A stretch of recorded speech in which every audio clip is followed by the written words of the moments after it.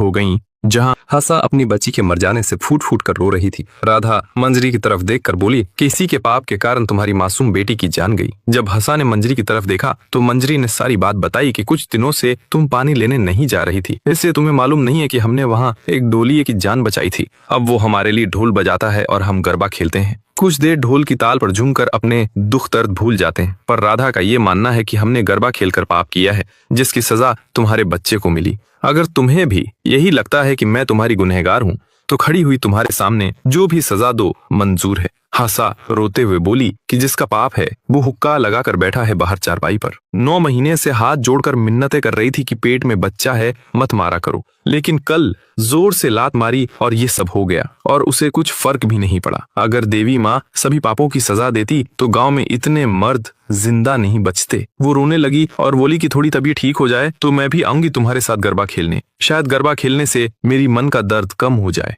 एक बार फिर औरतों की शंका कम हो गई, लेकिन छोटी बच्ची सीता को देखकर ढोलिये ने ढोल बजाने से क्यों मना कर दिया। ढोलिये ने बताया कि उस दिन होली की रात थी। गांव वालों ने गरबा खेलने के बाद उसे बख्शीश दी और चले गए। तभी उसकी बेटी रेवा बोली, बाबा, इस बख्शीश के बदले आप ढोल बजाते हो ना, तो मैं भी आपको बख्शीश में अपनी गुड़िया देती हूँ, मेरे लिए भी ढोल बजाओ ना। ढोलिया अपनी बेटी की मासूम दरख्वास्त को मना नहीं कर पाया और वह अपनी बेटी के लिए धीरे धीरे ढोल बजाने लगा। उसकी पत्नी और बेटी दोनों गरबा खेलने लगीं। इसी बीच किसी गांव वाले का वहां से गुजरना हुआ तो उसने ढोलिया की पत्नी और बेटी को गरबा खेलते हुए देख लिया और उसने जाकर गांव के सभी लोगों को बता दिया कि वह नीची जाति का ढोलिया हमारी पवित्र होली के सामने ढोल बजाकर अपनी पत्नी और बेटी को नचा रहा है। ये सुनकर सभी गांव वाले वहां आ गए, लेकिन तब तक ढोलिया अपने घर जा चुका था। गांव वाले भी उसके घर पहुंच गए और उन्होंने उसकी झोपड़ी में आग लगा दी।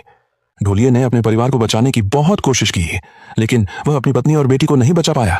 वह कहने लगा कि तुम लोगों को देखकर डर लगता है। अगर गांव वालों को तुम्हारे इस तरह चोरी छिपे गरबा खेलने की भनक लग गई तो क्या होगा।